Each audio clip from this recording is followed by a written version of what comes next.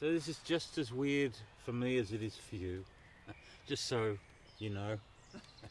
I've decided to use this 15 minutes not to do like a whole bunch of songs, but to tell you a story and sing a song.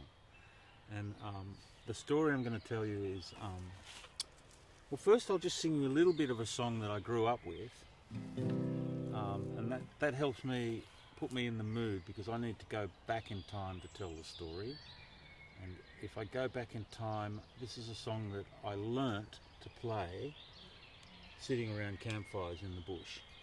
And I'll just sing you a little bit of it, because I actually don't know the whole song. But sometimes I go for a walk, take a look at the moon, strum my guitar, sing out a tune, 'cause you're the reason I don't sleep at night.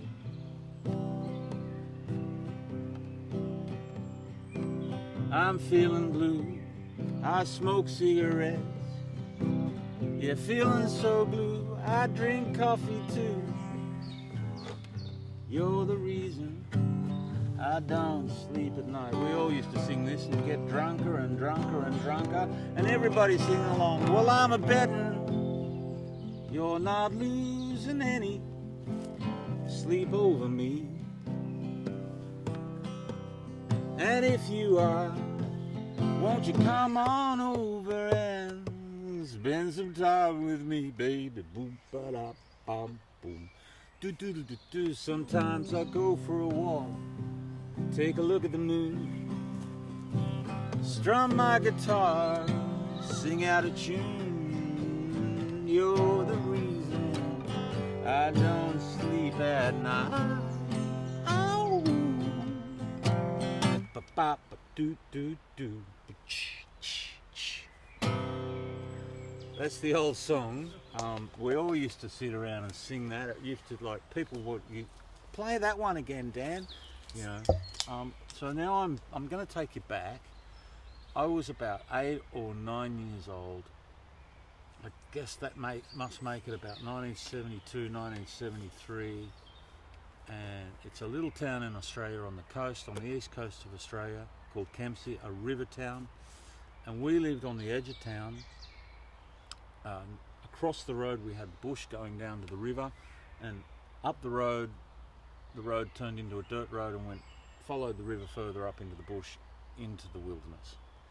And we had a family living just down the road from us, and they're into log trucks. They often had big log trucks parked in their front yard, and that family was called the Adamsons. And Gordon Adamson was about 14 years old, and me and my friend Willie and the other kids down the road, we were all sort of 8, 9, 10, I can't remember how old exactly, but Gordon's father, Frank, had bought Gordon a gun for his birthday, and it was a 22-inch rifle, not a 22. A 22 would have real bullets, but it was, in Holland you call it a bux. But it was a brand new, and it was powerful. You could easily kill a rabbit or something with it. It was dangerous. And Gordon's dad had said to him, "Don't you dare go down the road and let those young boys near that gun, Gordon." And you tell a 14-year-old not to do something, a 14-year-old boy, what do you think he's going to do? He's going to do it, isn't he? So I was one Sunday afternoon in my room at my house. I hear tap, tap, tap on the window, and there's Gordon standing there with a rifle. He's like, Dan, you want to go down the river and have a go on my gun? I'm like, fuck yeah. Of course I bloody will do. I'm 10 years old. I've been playing cowboys and Indians with sticks. I want to have a go on a real gun. Let's go and get Will. And so we cross the road and we go down through our bush path to the river. Beautiful place, like just beautiful place to grow up. And we spent all of our childhood there catching fish, lighting fires, going across the river, stealing fruit and corn from the farmer across the river, jumping out of trees. We had river swings, we had mudslides, we had mud fights. As we got older, we started smoking cigarettes and drinking down there. we started having our first romantic experiences down there. It was just sort of, that was pretty cool. But anyway, on this particular day, we're down there sitting on the river, and Gordon's got this new gun, and Gordon had a dog, and the dog was called Pal, and Pal was a bastard of a dog. We all hated him. We were frightened of him. We didn't like him. I said to Gordon, don't bring that fucking dog. And Gordon's like, nah, Dan, she'll be right. He's all right with me. He's all right, you know. But I didn't trust him. And so there we were sitting on the riverbank, taking turns at shooting stuff as floating past the river like a leaf.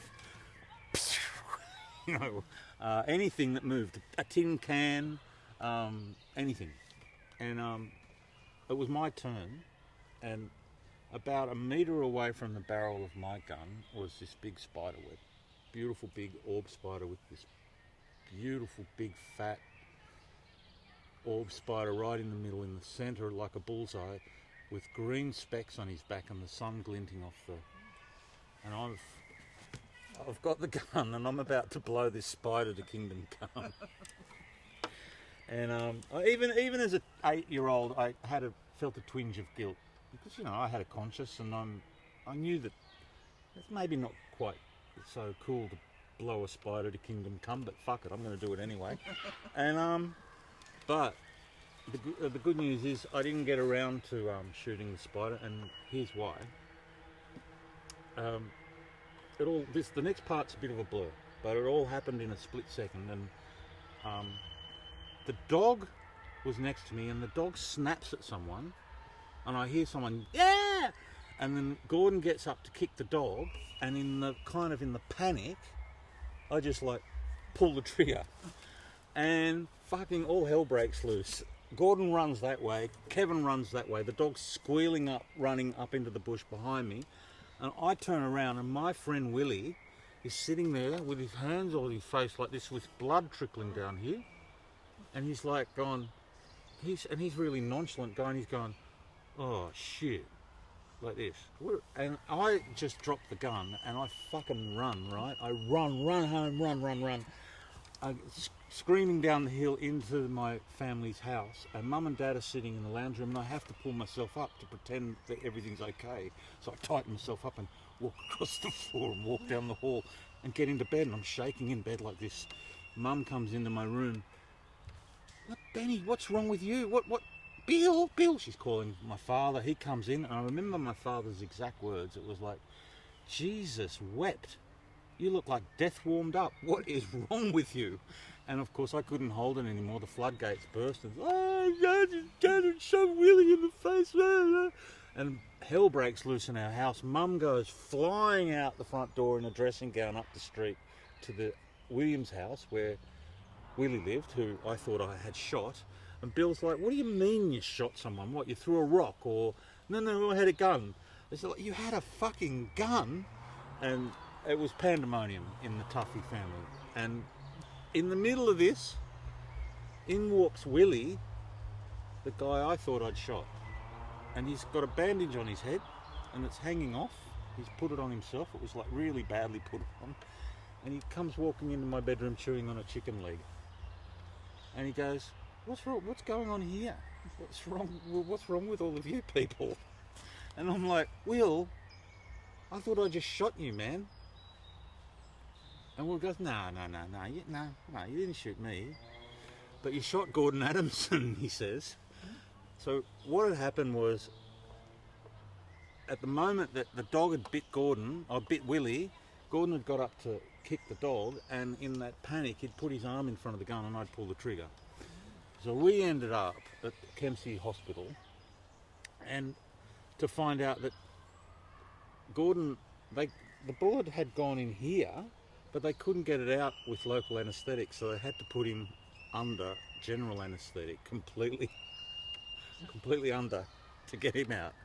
And then he went, and then they dug it out from under here, so it had gone in here and come out here, and we all lived to tell the tale. And Gordon, I remember Gordon coming out of that sort of general anaesthetic, and he woke up and he had the biggest smile on his face. It was like, yes, I've been shot and I survived. And here's my song.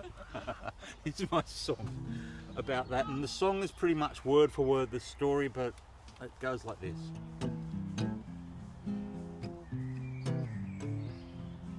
Well, Gordon, Dan and Will on the river track. Gordon had a rifle from his father Frank.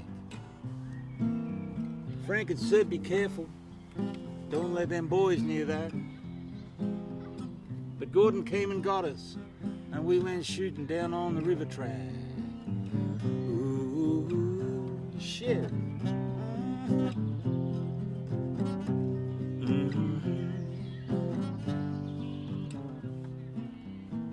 Gordon had a mangy mongrel dog. His name was Pal. He was bad-natured and ill-tempered. Used to really piss me off. Well, the three of us were sitting in a row on the riverbank,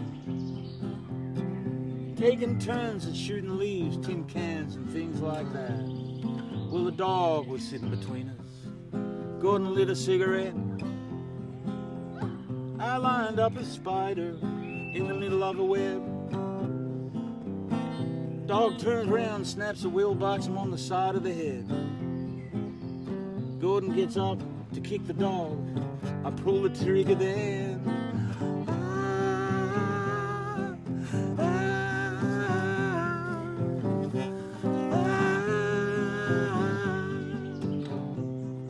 Well, it all happened in a second.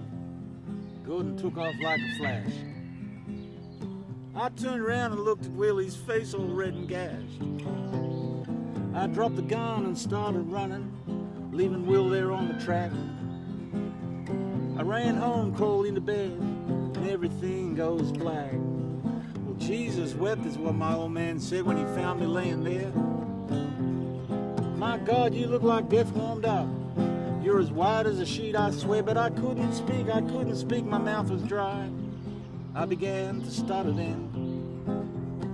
I just said, Dad, I just shot Willie, and Willie's my best friend.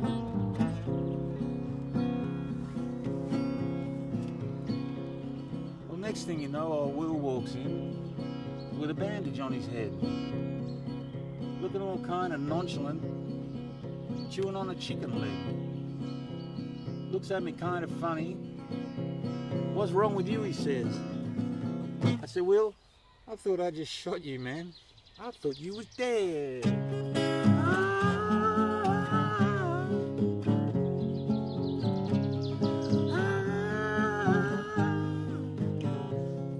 Well, the moral of this story is no one wound up dead.